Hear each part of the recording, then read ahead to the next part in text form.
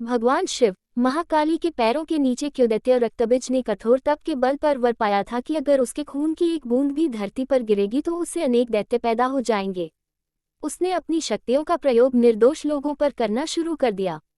धीरे धीरे उसने अपना आतंक तीनों लोकों पर मचा दिया। देवताओं ने उसे युद्ध के लिए ललकारा। भयंकर युद्ध का आगाज हुआ।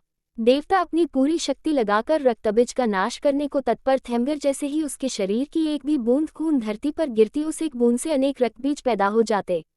सभी देवता मिलकर महाकाली की शरण में गए। मां काली असल में सुंदरी रूप भगवती दुर्गा का काला और डरावना रूप है, जिनकी उत्पत्ति राक्षसों को मारने के लिए ही हुई थी।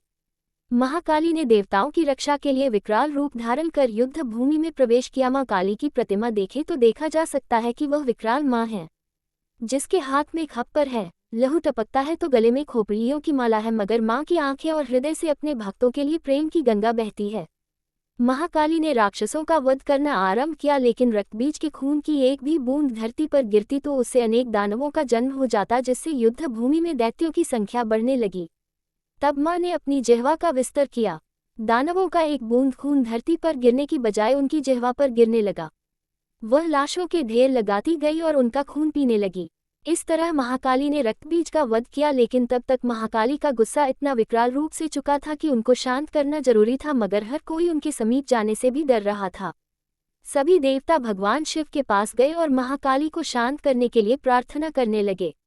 भगवान शिव ने उन्हें बहुत प्रकार से शांत करने की कोशिश करी। जब सभी प्रयास विफल हो गए तो वह उनके मार्ग में लेट गए। जब उनके चरण भगवान शिव पर पड़े तो वह एकदम से ठिठक गई। उनका क्रोध शांत हो गया। आदि शक्ति मां दुर्गा के विविध रूपों का वर्णन मार्कंडेय पुराण में वर्णित है।